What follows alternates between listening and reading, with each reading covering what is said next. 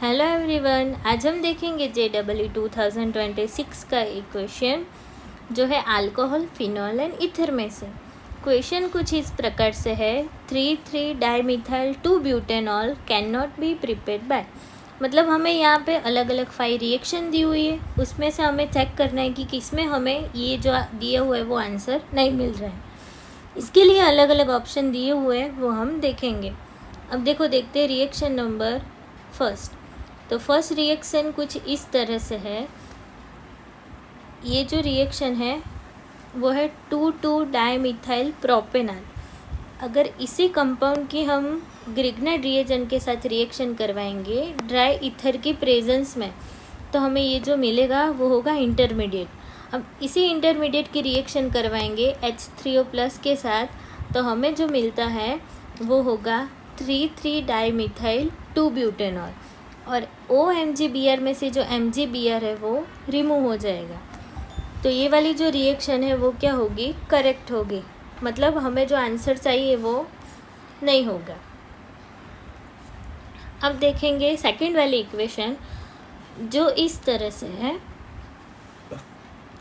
ये जो रिएक्शन है वो है 3,3-डाइमिथाइल पेंट 1 इसी की रिएक्शन करवाएंगे हम H2O और H+ की प्रेजेंस में। तो ये जो डबल बॉन्ड है वो ब्रेक हो जाएगा और जहाँ पे CH है वहाँ पे क्या हो जाएगा, OH हो जाएगा। और जो H है वो यहाँ पे CH2 के पास चला जाएगा। तो जो कंपाउंड मिलेगा वो होगा 3,3-डाइमिथाइल 2-पेंटेनॉल, क्योंकि यहाँ पे 5 कार्बन प्रेजेंट है, लेकिन हमें क्या चाहिए, 3,3-डाइमिथाइल 2-ब्यूटेनॉल।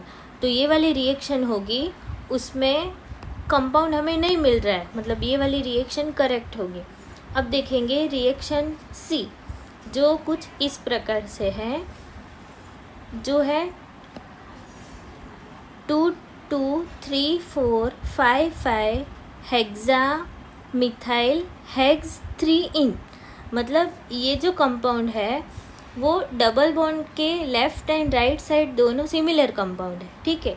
अगर इसी डबल बॉन्ड को हम ब्रेक करेंगे और इंटरमीडिएट O3ZnH2O के साथ रिएक्शन करवाएंगे, तो जो हमें रिएक्शन मिलेगी वो क्या होगी, 2 टाइम होगी, क्योंकि left hand side and right hand side दोनों सिमिलर है।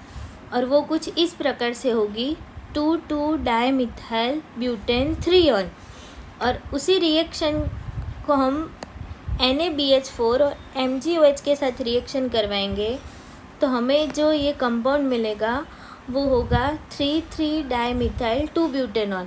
मतलब ये वाली रिएक्शन में भी क्या होता है, जो हमें आंसर नहीं दिया हुआ है वो मिल रहा है। और यहाँ पे क्या होगा, ये जो डबल बॉन्ड है वो ब्रेक हो जाएगा और उसकी जगह पे आ जाएगा OH।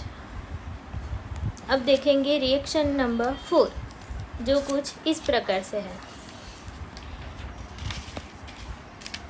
ये जो है वो है 3,3-डाइमिथाइल ब्यूटेन 2 इसी की रिएक्शन हम करवाएंगे लिथियम एल्यूमिनियम हाइड्राइड और H3O+ के साथ।